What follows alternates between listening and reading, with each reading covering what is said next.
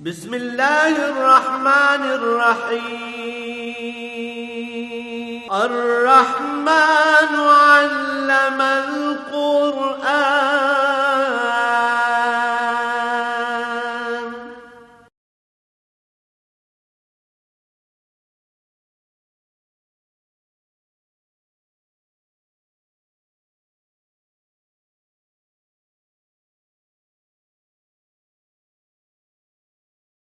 الحمد للہ رب العالمین والصلاة والسلام علی حبیبہ محمد وآلہ وصحبہ اجمعین۔ اعوذ باللہ من الشیطان الرجیم، بسم اللہ الرحمن الرحیم۔ المنافقون والمنافقات بعضهم من بعض یأمرون بالمنکر وینہون عن المعروف ویقبضون ایدیہم نسوا اللہ فنسیہم ان المنافقین هم الفاسقون۔ وعد اللہ المنافقین والمنافقات والکفار نار جہنم خالدین فیہا ہی حسبہم ولعنہم اللہ ولہم عذاب مقیم۔ کالذین من قبلکم کانوا اشد منکم قوۃ واکثر اموالا واولادا فاستمتعتم بخلاقکم کما استمتع الذین من قبلکم بخلاقہم وخذتم کالذی خاضوا اولئک حبطت اعمالہم فی الدنیا والآخرہ واولئک هم الخاسرون۔ الم یاتہم نبأ الذین من قبلہم قوم نوح وعاد وثمود وقوم ابراہیم واصحاب مدین والمؤتفقات آتتہم رسلہم بالبینات فما کان اللہ لیظلمہم ولکن کانوا انفسہم یظلمون۔ والمؤمنون والمؤمنات بعضهم اولیاء بعض یأمرون بالمعروف وینہون عن المنکر ویقیمون الصلاة ویؤتون الزکاة ویطیعون اللہ ورسولہ اولئک سیرحمہم اللہ ان اللہ عزیز حکیم۔ وعد اللہ المؤمنین والمؤمنات جنات تجری من تحتها الانہار خالدین فیہا ومساکن طیبۃ فی جنات عدن ورضوان من اللہ اکبر ذالک هو الفوز العظیم۔ اللہم سبحانک لا علم لنا الا ما علمتنا انک انت العلیم الحکیم۔ مولاي صل وسلم دائما ابدا علی حبیبک خیر الخلق کلہم۔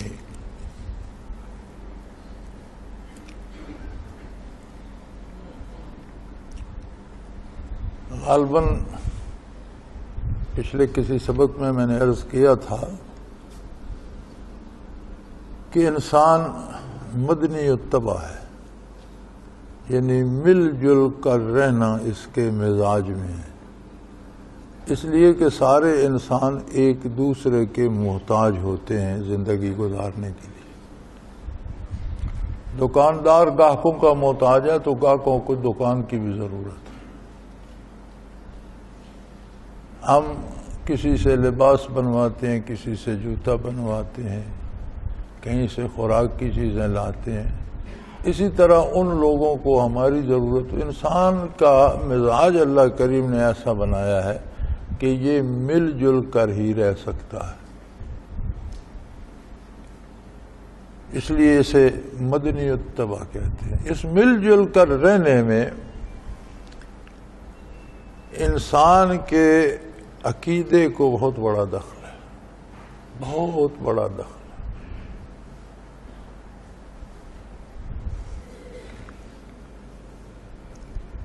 کفار کے بارے اللہ رب العزت فرماتے ہیں کہ تمہیں لگتا ہے یہ سب ایک ہیں، وقلوبہم شتیٰ، لیکن ان کے دل الگ الگ ہیں، سب کے دل الگ الگ، کوئی کسی کا کچھ نہیں لگتا۔ امریکہ میں ایک دفعہ ایک کتاب چھپی تھی اور اس سال کی سب سے زیادہ فروخت ہونے والی وہ کتاب تھی اس کتاب کا نام تھا دا لونلی کراؤڈ، کہ بے شمار لوگوں کا ہجوم ہے لیکن ہر بندہ اکیلا ہے، کوئی دوسرا کسی کا کچھ نہیں لگتا، سب اپنی غرض کے بندے ہیں۔ اس نے خود امریکن قوم پر لکھی تھی اور نام ہی اس کا رکھا تھا لونلی کراؤڈ، کہ بہت انسانوں کی بھیڑ ہے لیکن ہر بندہ اکیلا ہے۔ تو کفر میں چونکہ کوئی بنیادی عقیدہ نہیں ہوتا، ہر کافر کے نظریات اپنے ہوتے ہیں، یہ بڑی عجیب بات ہے۔ کفر میں اجماعی عقیدہ کوئی نہیں ہوتا۔ اگر بیت اللہ شریف میں 360 بت رکھے تھے تو 360 کو کوئی کافر بھی نہیں مانتا تھا، کوئی ایک کو مانتا تھا، کوئی دوسرے کو، کوئی تیسرے کو، کسی اور کو، کوئی کسی کو بھی نہیں مانتا تھا۔ جادوگروں کو پوجا کرتا تھا، کوئی ستاروں کی پوجا کرتا تھا، کوئی فرشتوں کی پوجا کرتا تھا، کوئی جنوں کو پوجتا تھا۔ تو کفر میں قدر مشترک ایک ہی ہوتی ہے کہ سب کافر ہیں، نظریات سب کے اپنے اپنے ہوتے ہیں، کیونکہ کوئی بھی ایسا ٹھوس نظریہ نہیں ہوتا کفر کے پاس جو ہر دل کو مطمئن کر سکے۔ یہ عقیدہ جو من جانب اللہ کے انبیاء علیہ الصلاۃ والسلام عطا فرماتے ہیں وہ ٹھوس ہوتا ہے، حتمی ہوتا ہے، یقینی ہوتا ہے، اور اس پر جو لوگ متفق ہوتے ہیں ان کے قالب تو وجود تو الگ الگ ہوتے ہیں لیکن دل ایک ہو جاتا ہے، جان ایک ہو جاتی ہے۔ قالب متعدد ہوتے ہیں، جان ایک ہوتی ہے۔ لیکن کفار میں بھی کچھ لوگوں میں کچھ اقدار مشترک ہوتی ہے تو ان کے بھی گروہ بن جاتے ہیں۔ اسی طرح یہاں ارشاد فرمایا المنافقون والمنافقات بعضهم من بعض، منافق مرد اور منافق عورتیں یہ آپس میں ایک دوسرے سے مل جل جاتے ہیں، ان کے مزاج ملتے ہیں۔ کیوں ان کے مزاج ملتے ہیں؟ اس لیے کہ ان کے کردار ملتے ہیں۔ تو جب کردار ایک ہوتا ہے تو ایک طرح کی مناسبت مزاج میں آ جاتی ہے تو ان کے گروہ بن جاتے ہیں۔ تو فرمایا مزاج ان کے کیا ہے؟ یامرون بالمنکر وینہون عن المعروف، یہ برائی کی ترغیب دیتے ہیں اور لوگوں کو نیکی سے روکتے ہیں۔ یہ بھی ایک بڑا سوال ہے کہ نیکی کیا ہے اور برائی کیا ہے۔ نیکی اور برائی کا معیار صرف ایک ہے۔ جس کام کو کرنے کا حکم دیا ہے اللہ اور اللہ کے رسول صلی اللہ علیہ وسلم نے، یا جس کی اجازت دی ہے، فرض، واجب، سنت، مستحب ہے یا مباح ہے، ہر کام نیکی ہے، حتیٰ کہ سونا بھی عبادت ہے۔ حضور اکرم صلی اللہ علیہ وسلم کے ارشاد کا مفہوم ہے کہ عشاء کی نماز ادا کر کے فجر کے انتظار میں مومن سو جاتا ہے، اللہ کریم اس کو ساری رات نماز میں کھڑا ہونے کا ثواب دیتے ہیں۔ فجر ادا کر کے ظہر کا انتظار کرتا ہے تو عند اللہ اسے نماز ہی میں شمار کیا جاتا ہے۔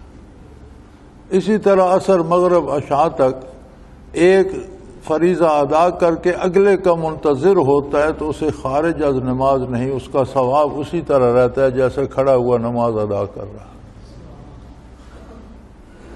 تو زندگی کا کوئی کام ہم بات کرتے ہیں، اگر وہ بات ان حدود کے اندر ہے جو اخلاق کریمانہ نبی کے صلی اللہ علیہ وسلم نے تعلیم فرمائے تو وہ عبادت ہے۔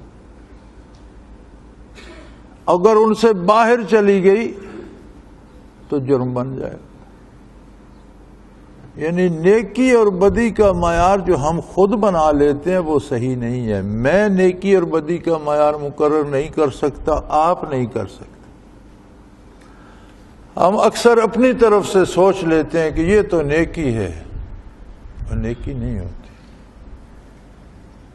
میں ایک بزرگ کو جانتا ہوں، اس وقت یہاں بینک نہیں تھے، ڈاک خانہ ہوتا تھا اور ڈاک خانے میں سود ملا کرتا تھا. اب بھی میرا خیال ہے ڈاک خانے والے بینکوں کی نسبت سود زیادہ دیتے ہیں، اور ہمارے اکثر سود خوار جو ہیں بینک کی بجائے ڈاک خانے میں پیسے جمع کراتے ہیں کہ وہ سود زیادہ دیتے ہیں. تو وہ فوجی افسر تھے، ریٹائرڈ، اور اچھے خوشحال تھے. تو ایک دن میں نے ان سے کہا، ہمارے ان کے ساتھ خاندانی مراسم تھے، تو میں نے ان سے ایک دن عرض کیا کہ آپ خوشحال ہیں، آپ کے پاس دولت ہے، پیسے ہیں، عہدہ ہے، عزت ہے، تو آپ سود کیوں لیتے ہیں جب آپ کو اللہ نے حلال وسائل سے اتنا رزق دے رکھا ہے؟ تو خواہ مخواہ حرام لینے کا کیا فائدہ؟ تو مجھے کہنے لگے تم ابھی بچے ہو، مدت کی بات ہے. تو کہنے لگے تم بچے ہو تو میں نے باتوں کو نہیں سمجھتے، میں سود کھاتا نہیں ہوں، جو سود آتا ہے وہ میں غریبوں میں بانٹ دیتا ہوں. تو میں نے کہا جی میں بچہ تو ہوں، آپ کی نسبت تو میری کوئی حیثیت نہیں ہے، آپ بزرگ ہیں، میں نوعمر ہوں، لیکن میں اتنا جانتا ہوں کہ غریبوں کو بھی حرام کھلانا نیکی نہیں ہے. بلکہ میں نے انہیں مثال دی تھی کہ آپ اپنے گھر کے لیے بکرے کا گوشت لے جائیں اور غریب کو کتا مار کر کھلا دیں تو یہ نیکی ہوگی. حرام کسی کو بھی کھلائیں وہ نیکی تو نہیں ہے. اگلا حال تو اللہ جانے. فوت ہو گئے، میں یہاں تھا نہیں، کہیں باہر تھا، دوسرے دن آیا یا تیسرے دن فاتح کے لیے گیا. 2-4 دن بعد مجھے وہ حکیم صاحب مل گئے، وہ بھی اب فوت ہو چکے ہیں مدت سے، جو ان کا آخری لمحے تک علاج کرتے رہے تھے. تو میں نے کہا یار مجھے کوئی ان کی بات سناؤ. کہنے لگا یار ایک بات سے میں بھی حیران. وہ کیا؟ کہنے لگا ان کو سخت درد تھا، تکلیف تھی، درد ہوتا تھا، کہ ایسا مرض تھا کہ انہیں ٹیسیں بہت سخت درد ہوتا تھا، تڑپتے تھے. ہم نے گولیاں بھی دی، انجیکشن بھی لگائے درد کے سکون والے، لیکن وہ کو درد ایسا تھا کہ تھمتا نہیں تھا، اور بڑے زور سے ہائے ہائے کرتے تھے. مکان سے باہر کیا حویلی سے باہر بھی سنائی دیتی. تو وہ کہنے لگا، میں نے انہیں کہا کہ شاید آپ کے یہ آخری لمحات ہوں، اور جتنے زور سے آپ ہائے ہائے کر رہے ہیں توبہ توبہ کریں. یہ ہائے ہائے کرنے کی بجائے، درد ہوتا ہے، تکلیف ہوتی ہے تو آواز ہی نکلتی ہے، تو ہائے کی بجائے توبہ توبہ کریں. تو کہنے لگا، مجھے بڑی حسرت سے کہنے لگے کہ میرا دل تو چاہتا ہے، منہ سے نکلتی نہیں. دل تو چاہتا ہے کہ توبہ کروں، زبان سے نکلتی نہیں.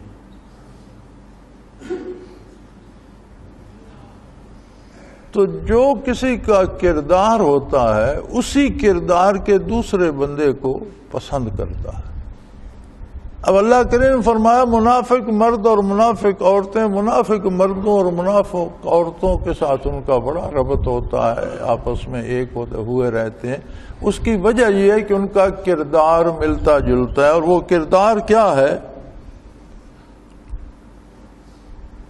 یامرون بالمنکر، برائی کے مشورے دیتے ہیں، جس کو ملتے ہیں اسے برائی کرنے کا کہتے ہیں، برائی کی ترغیب دیتے ہیں.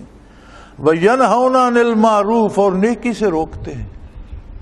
چھوڑو جی، ابھی تمہاری بڑی عمر پڑی ہے، ابھی تم نے داڑھی رکھ لی، وہ پڑھی جائیں گی نمازیں یار، ابھی تو تم جوان ہو، بڑا وقت پڑا ہے مسجد جانے کا، بھی پڑھی جائیں گی نمازیں. یہ کام تو کر لو پہلے، کو اپنے لیے پیسے کما لو، شادی کر لو، گھر بنا لو، یہ تو بڑی عمر پڑی ہے، بڑھاپے کے کام ہیں، کر لینا. ہماری ایک اور مصیبت بھی ہے کہ جب قرآن کریم ہمیں یہ باتیں بتاتا ہے تو ہم سوچنے لگ جاتے ہیں کہ یہ فلاں پہ صادق آتی ہے، یہ فلاں پہ صادق، یہ میرا اور آپ کا کام نہیں ہے، یہ اللہ کا کام ہے۔ کون کیسا ہے یہ جانچنا اس کی عدالت میں اور آپ نہیں ہے، اس کی عدالت اللہ ہے۔ ہمیں اس لیے بتایا جاتا ہے کہ ہم اپنے اندر تلاش کریں کہ کہیں یہ کوئی خرابی میرے اندر تو نہیں ہے۔ اللہ کریم اس لیے ارشاد فرما رہے ہیں کہ یہ عادتیں ہیں منافقوں کی، اپنے حالات، اپنے کردار، اپنے معمولات پہ نظر دوڑاؤ، کہیں یہ تم میں تو نہیں ہے۔ وَيَقْبِضُونَ أَيْدِيَهُمْ، اور ان کے ہاتھ تو ایسے ہیں جیسے انہوں نے ہاتھ اپنے باندھ دیے ہیں، پورے رسوں سے باندھ کر اوپر ٹیپیں لگا دیے ہیں، یعنی نہ جہاد کے لیے ان کے ہاتھ کھلتے ہیں، نہ زکوٰۃ دینے کے لیے، نہ صدقات دینے کے لیے، نہ نیک کام کرنے کے لیے۔ نیکی سے ایسے محروم ہے جیسے انہوں نے خود اپنے ہاتھ جکڑ کر باندھ دیے ہوں کہ کوئی نیک کام کرنا ہی نہیں۔ اس سارے کردار کا نتیجہ کیا ہوا؟ نسوا اللہ، برائی کی ترغیب دیتے ہیں، نیکی سے روکتے ہیں، اور بھلے کاموں کے لیے اپنے ہاتھ باندھ دیے ہیں، نہیں کرتے۔ اس کا نتیجہ جو دنیا میں ہوتا ہے وہ ہے نسوا اللہ، وہ اللہ کی عظمت کو بھول گئے، اللہ کی یاد کو بھول گئے، اللہ کے نام کو بھول گئے، وجود باری انہوں نے فراموش ہی کر دیا۔ اب بلا دیکھیے، جو بندہ کسی کو ناحق قتل کرتا ہے، کیا اس وقت اسے یہ خیال ہوتا ہے کہ اللہ مالک ہے، یہ بھی اللہ کی مخلوق ہے، میں بھی اللہ کی مخلوق ہوں، اللہ دیکھ رہا ہے؟ نہیں نہ ہوتا۔ اس کا مطلب ہے اس وقت اس میں ایمان نہیں ہوتا۔ جو کسی کا مال لوٹتا ہے، دھماکے کرتا ہے، بے گناہ لوگوں کو قتل کر دیتا ہے چند ٹکوں کے عوض، یہ کردار بتاتا ہے کہ اس میں ایمان نہیں ہے، یہ منافق ہے۔ کہتا ہے میں مسلمان ہوں، کردار اس کا کافروں کا ہے، لہذا یہ منافق ہے۔ تو یہ چیزیں اپنے آپ پر، یہ آئینہ ہے، قرآن ایک آئینہ ہے، ہر شخص کو اس میں اپنی تصویر دیکھنی چاہیے۔ جب وہ اللہ کو بھول گئے فنسیہم، اللہ نے انہیں بھلا دیا۔ میں نے کئی دفعہ عرض کیا ہے کہ یہ متشابہات ہوتی ہیں اور ایک ملتے جلتے الفاظ استعمال ہوتے ہیں، انسان کے لیے بھی، ذات باری کے لیے بھی، لیکن ایک اصول ہے کہ جب وہ صفت منسوب ہوتی ہے ذات باری کی طرف تو معنی بعید مراد ہوتا ہے، وہ معنی مراد ہوتا ہے جو اس کی شان کے لائق۔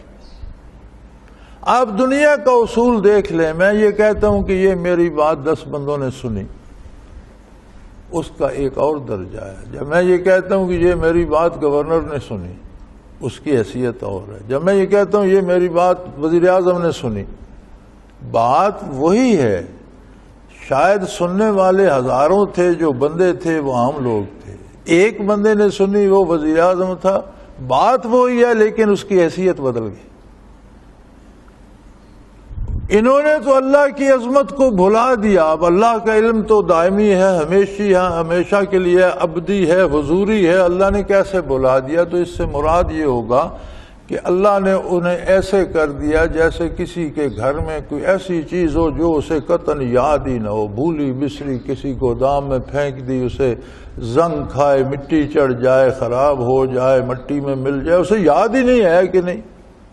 تو فرمایا جب انہوں نے اللہ کی یاد بھلا دی تو اللہ نے ان کی پرواہ کرنا اللہ کو پرواہ ہی نہیں ہے، یہ کس وادی میں ذلیل ہوتے ہیں، کہاں مرتے ہیں، کہاں ذلیل رسوا ہوتے ہیں۔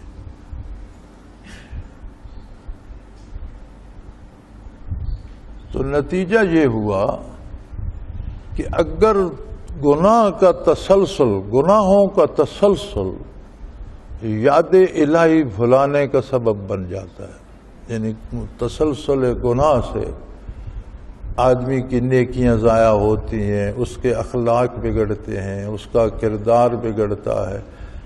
جاتے جاتے جاتے جو آخری چیز اس سے چھوٹتی ہے وہ یاد الہی ہے، ذکر الہی ہے، اللہ کی یاد.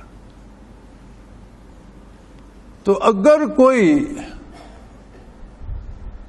کسی کو ذکر الہی نصیب ہو جائے اور وہ مسلسل کرے تو اس کا مطلب ہے کہ جب ذکر طاقتور ہوگا تو پھر یہ برائیاں چھٹنی شروع ہو جائیں گی. جب ذکر میں قوت آئے گی، برائیاں طاقتور ہوں گی تو ذکر چھوٹ جائے گا.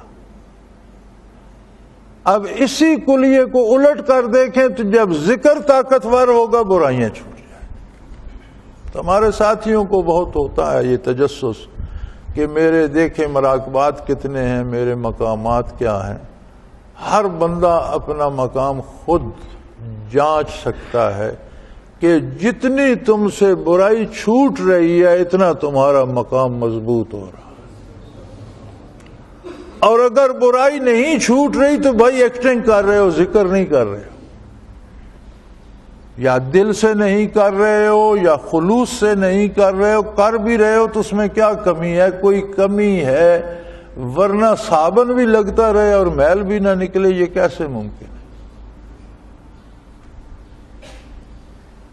ایک بزرگ سے کسی نے پوچھا تھا کہ مجھے عرصہ ہو گیا ذکر کرتے تو مجھے تو کوئی انوارات اور مراقبات میں کوئی مقامات نظر نہیں آئے. انہوں نے فرمایا سامنے پانی کی ٹینکی تھی، نیچے سیمنٹ کا وہ تھڑا سا بنا ہوا تھا، اور یہ جب ٹوٹیاں تھوڑی سی گھس جاتی ہیں تو پھر ان سے قطرہ قطرہ ٹپکتا رہتا ہے. وہ قطرہ قطرہ اس سے ٹپک رہا تھا بڑے عرصے سے. تو انہوں نے فرمایا یہ جو پانی کا قطرہ ٹپک رہا ہے اس کے نیچے جا کر دیکھو گڑھا تو نہیں بن گیا؟ اس نے کہا جی چھوٹا سا گڑھا بن گیا. فرمایا نیچے تو پکا سیمنٹ کا فرش ہے. فرمایا اس میں گڑھا بن گیا. فرمایا اس کے نیچے کوئی ہاتھ یا لکڑی یا کوئی سیمنٹ رکھ کے دیکھو کیا قطرے سے گڑھا پڑتا ہے؟ اس نے رکھا. اس نے کہا جی نہیں پڑتا. فرمایا یہ گڑھا کس سے؟ اس نے کہا قطروں سے بنا. فرمایا یہ قطرہ قطرہ مسلسل ٹپکتا رہا تو گڑھا بن گیا نا. اب ایک قطرہ، 2 قطرے، 10 قطرے ٹپکے تو اثر نظر نہیں ہے، لیکن اثر ہوتا ہے، نظر نہیں آتا. مسلسل کرتے ہیں پھر وہ اتنا ہو جاتا ہے کہ پھر نظر بھی آنے لگ جاتا ہے. یہی مثال ذکر کی ہے. تم نے ابھی شروع کیا ہے، محنت کرو، مجاہدہ کرو تو ثمرات بھی نظر آنے لگ جائیں گے. تمہاری عادات تبدیل ہو جائیں گی، اخلاق بدل جائیں گے، کردار بدل جائے گا. فرمایا ان المنافقین هم الفاسقون، یقیناً منافق بدکار ہوتے ہیں. منافقوں سے یعنی نیکی کی توفیق سلب ہو جاتی ہے. نفاق ایسی بیماری ہے کہ یہ برائی پہ مصروف ہو جاتے ہیں، نیکی کی توفیق سلب ہو جاتی ہے، جس کا نتیجہ یہ ہوتا ہے کہ اللہ کا ان کے ساتھ وعدہ ہے. وعد اللہ المنافقین والمنافقات والکفار، منافق مردوں، منافق عورتوں اور کافروں کے ساتھ اللہ کا وعدہ ہے نار جہنم، دوزخ کی آگ، خالدین فیہا، اس میں ہمیشہ ہمیشہ ہمیشہ رہے. نہ دوزخ ختم ہوگی نہ یہ انہیں موت آئے گی، ہمیشہ ہمیشہ دوزخ میں رہیں گے. اور فرمایا یہ ہے تو ایک جملہ، پتہ انہیں چلے گا جو دوزخ میں ہمیشہ رہیں گے. فرمایا ہی حسبہم، ان کے لیے یہ بہت کافی ہے. بظاہر تو یہ ایک جملہ ہے، لیکن مدتوں نہ ختم ہونے والی زندگی جہنم میں بسر کرنا، فرمایا ان کے لیے یہ کافی ہے، انہیں سمجھ آ جائے گی. وَلَعَنَهُمُ اللَّهُ، اللہ نے ان پر لعنت فرمائی. لعنت سے مراد ہوتی ہے رحمت الہی سے قطعی معرومی، کلی طور پر رحمت سے معروم ہو جانے کو لعنت کہتے ہیں. فرمایا کافروں پر بھی اور منافقوں پر بھی، مرد ہیں یا عورت، اللہ نے ان پر لعنت فرمائی، یعنی وہ کسی طرح کے کسی رحم کے مستحق نہیں ہیں، انہیں اللہ کی رحمت سے کوئی شمع نصیب نہیں ہوگا۔ وَلَهُمْ عَذَابٌ مُقِيمٌ، اور ان کا عذاب دائمی ہوگا، ہمیشہ رہے گا، مستقل رہے گا۔ بات بڑی عجیب ہے، یا اللہ بڑی موجیں کر رہے ہیں، یہاں کافروں کی بڑی بڑی حکومتیں ہیں، دنیا کو مصیبت میں ڈال رکھا ہے، ایک اشارے ابرو سے لاکھوں آدمیوں کو موت کے گھاٹ اتار دیتے ہیں، بیٹھے بٹھائے لوگوں کو اجاڑ دیتے ہیں، ممالک کے ممالک تباہ کر دیتے ہیں، تو یہ سب کیا ہے؟ فرمایا یہ سب وہی ہے جو دنیا کا نظام ہے، کالذین من قبلہم، ان سے پہلے جو کافر اور منافق تھے، شداد، نمرود، فرعون اور اس طرح کے جو لوگ ہو گزرے ہیں، کانوا اشد منکم قوۃ واکثر اموالا، اے آج کے کافرو، وہ تم سے طاقت میں بھی زیادہ تھے، دولت میں بھی زیادہ تھے، اولاد میں بھی زیادہ تھے، قبیلے بھی ان کے بڑے بڑے تھے، طاقتور بھی تھے، بے پناہ دولت ان کے پاس تھی۔ آج بھی جس فرعون کا مقبرہ کوئی کھول لے تو وہ ارب پتی بن جاتا ہے، اتنا سونا قبروں میں بھی پڑا ہوتا ہے۔ کالذین من قبلکم، اے کفار اور منافقین تم سے پہلے جو کافر اور گزرے ہیں، کانوا اشد منکم قوۃ، تم سے تو وہ طاقت میں بہت زیادہ تھے، بعض قومیں تو 90 فٹ کے آدمی تھے، پہاڑوں کو اٹھا کر ادھر سے ادھر رکھتے اور بڑے سے بڑے درخت کو اس طرح اکھیڑ لیتے جیسے ہم گاجر مولی اکھیڑتے۔ اکثر اموالا، ان کے پاس دولت بھی تم سے زیادہ تھی، واولادا، اور ان کے خاندان بھی بڑے بڑے تھے۔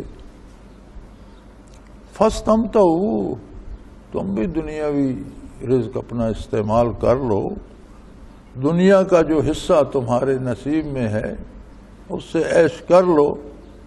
فاستمتعوا بخلاقہم، انہوں نے اپنا حصہ جو دنیا کا اس سے ملا اس سے بڑی موج اڑائی۔ فاستمتعتم بخلاقکم، تم بھی اپنے حصے کی جو دنیا تمہیں ملی ہے اس سے موج کر لو، 2 دن 4 دن 10 دن سال 10 سال۔ کما استمتع الذین من قبلکم بخلاقہم، جس طرح تم سے پہلوں نے، کفار اور منافقین نے، اپنے حصے کی دنیا سے بڑی موجیں کی، بڑے محلات تعمیر کیے، بڑے قلعے بنائے، بڑا اسلحہ اکٹھا کیا، بڑی فوجیں اکٹھی کی، شہروں کے شہر اجاڑ دیے اور بے شمار ممالک فتح کیے۔ وَخُذْتُمْ كَالَّذِي خَاضُوا، تم بھی برائی میں گھستے چلے جاؤ جیسے وہ برائی میں گھس گئے تھے۔ لیکن ایک بات یاد رکھو، یہ برائی جو ہے اس کا نتیجہ یہ ہوتا ہے کہ اگر تم سے کوئی نیک عمل بھی ہوگے تو وہ بھی ضائع ہو جائے گا۔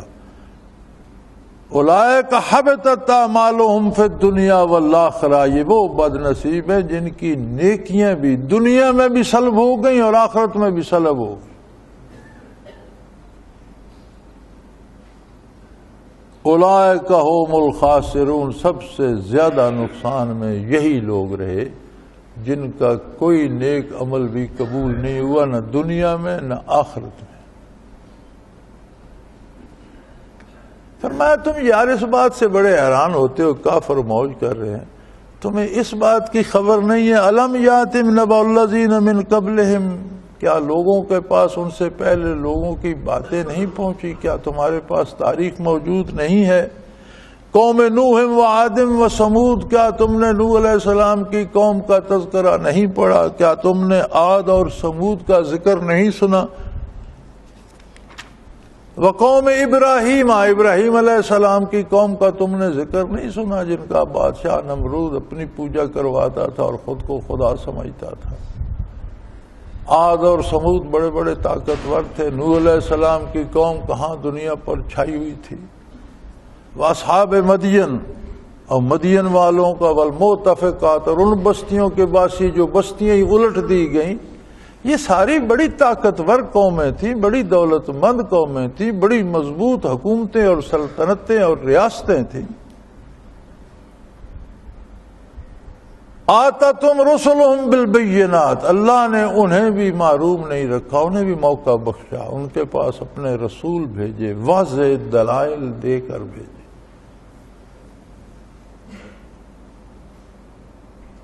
فما کان اللہ لیظلم، اس لیے کہ اللہ کو یہ زیب نہیں دیتا کہ اللہ ان کے ساتھ زیادتی کرتے، اللہ کی عظمت اس سے برا البرا ہے۔ بندے کی حیثیت کیا ہے؟ جیسے چیونٹی ایک مخلوق ہے ایسے انسان بھی ایک مخلوق ہے،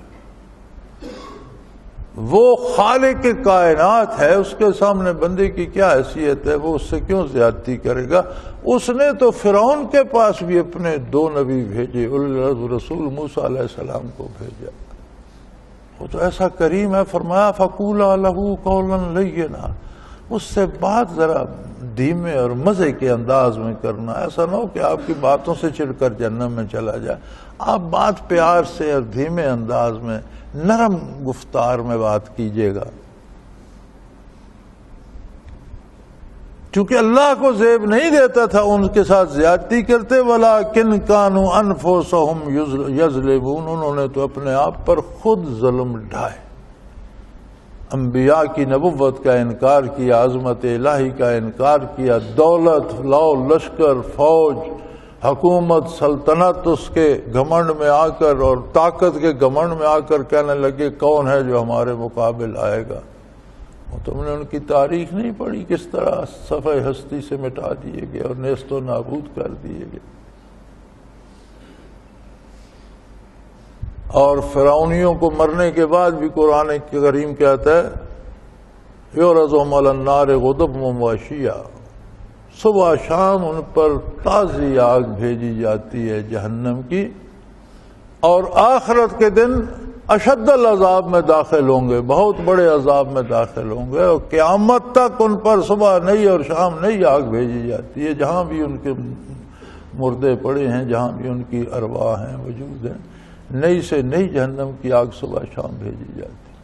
اور فرعون نے کون سا تیر مار لیا؟ فرمایا یکدم قومہ واوردہم النار، وہ قیامت کے دن بھی اپنی قوم کو لیڈ کر رہا ہوگا، سب سے آگے ہوگا، یکدم قوم کی رہنمائی کر رہا ہوگا، اوردہم النار، سب کو لے کر دوزخ میں جا گرے گا۔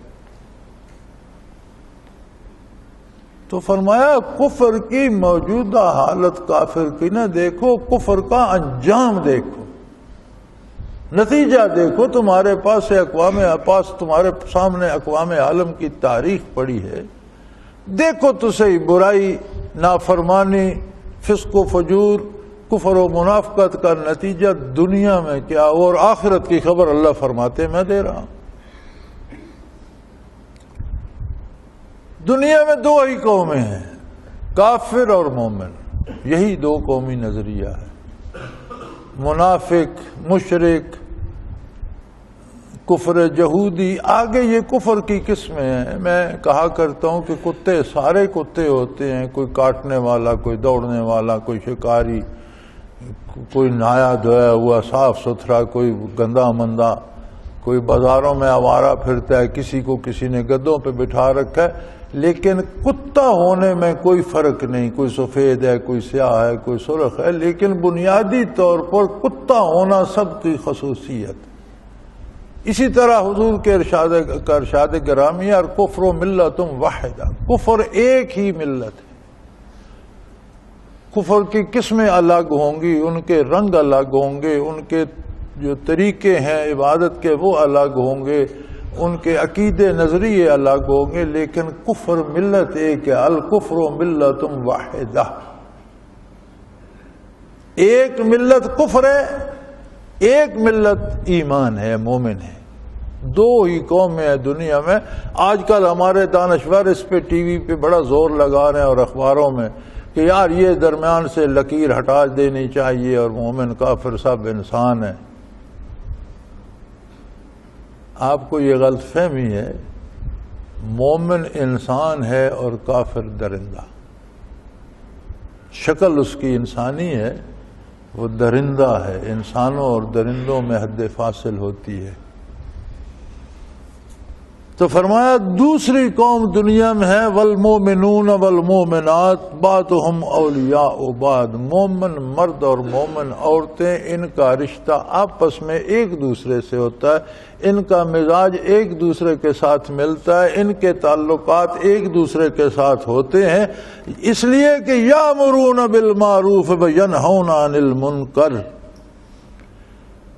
ایمان کا تقاضا یہ ہے کہ یہ ایک دوسرے کو نیکی کا مشورہ دیتے ہیں اور برائی سے روکتے ہیں۔ کافر برائی کا حکم دیتا ہے، نیکی سے روکتا ہے، منافق برائی کا حکم دیتا ہے، نیکی سے روکتا ہے۔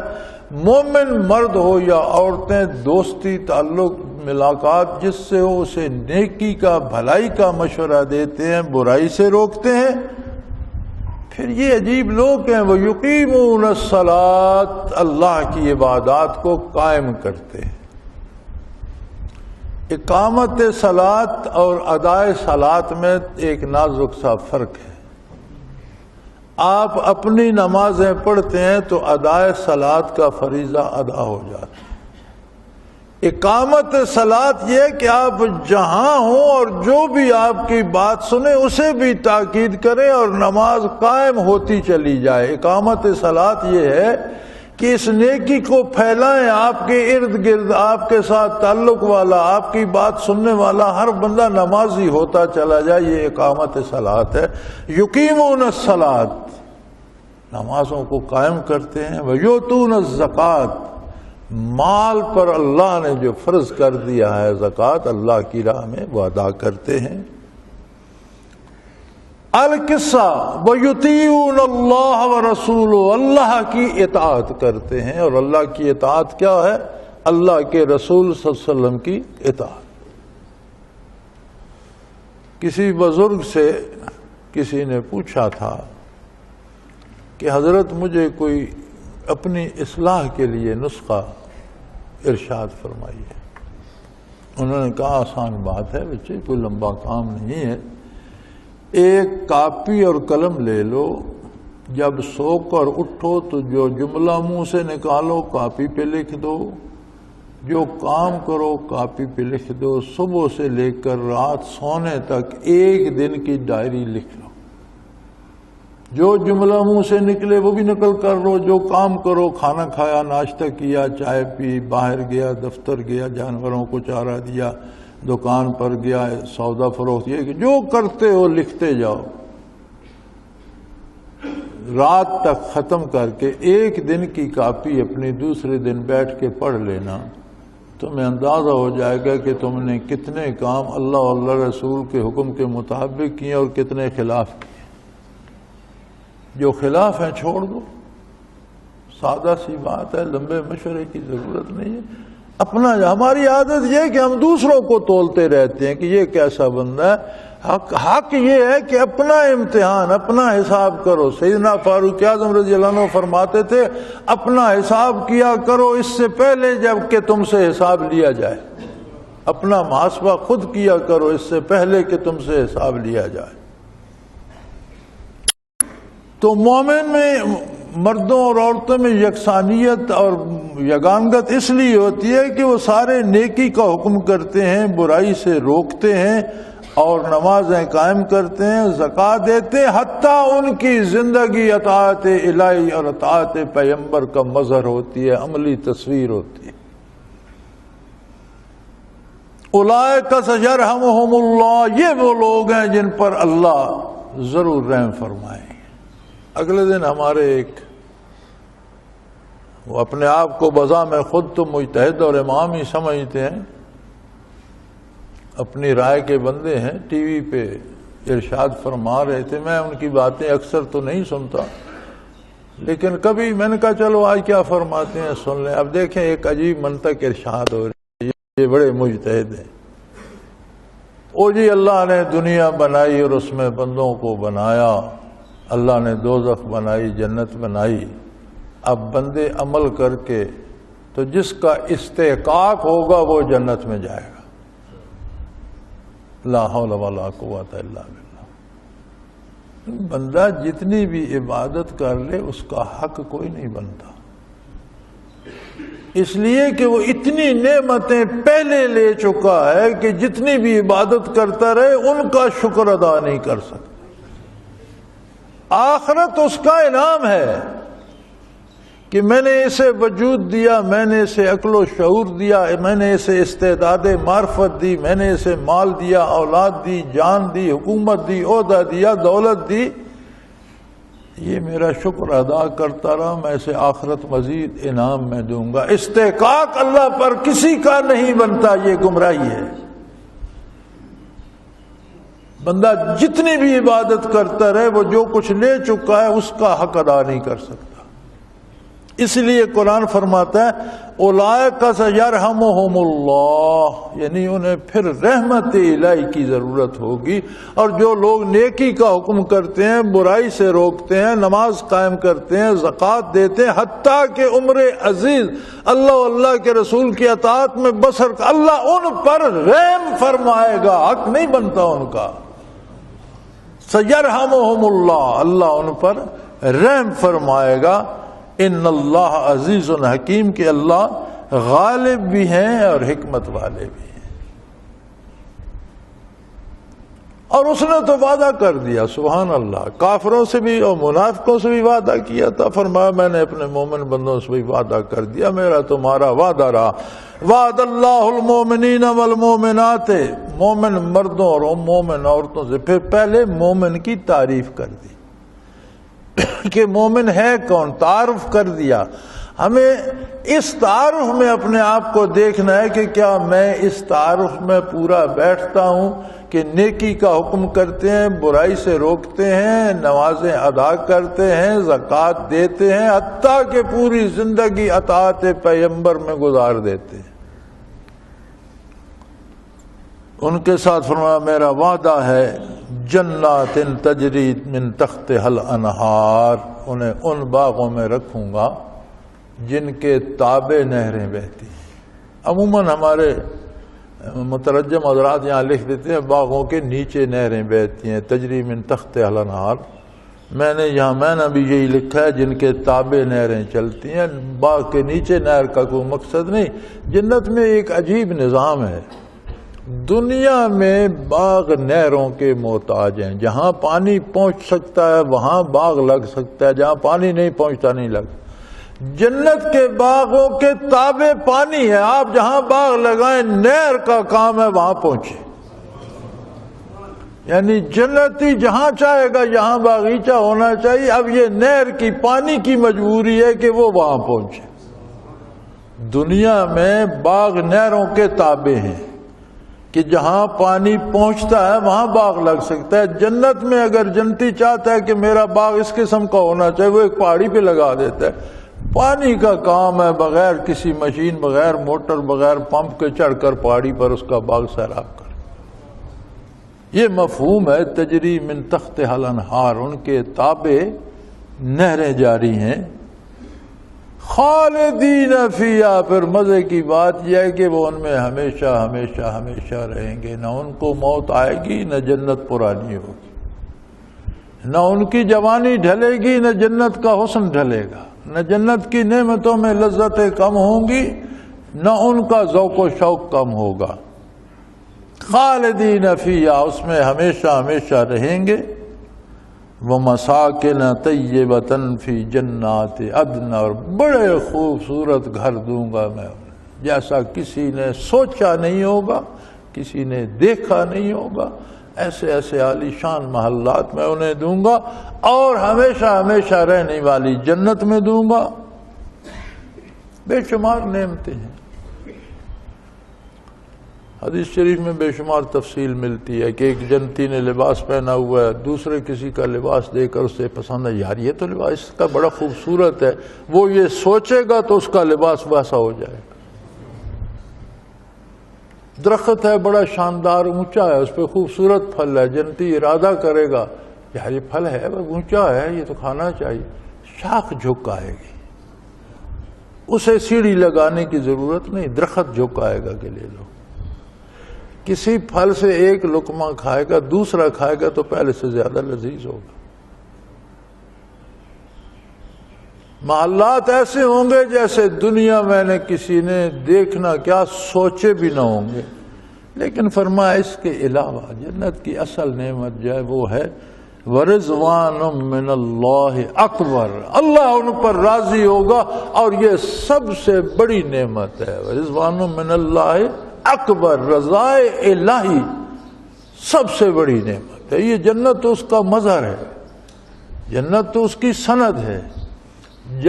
جنت اس بات کی دلیل ہے کہ جو جنت میں گیا اس پر اللہ راضی ہے. اصل جو نعمت اور دولت ہے وہ رضائے الہی ہے.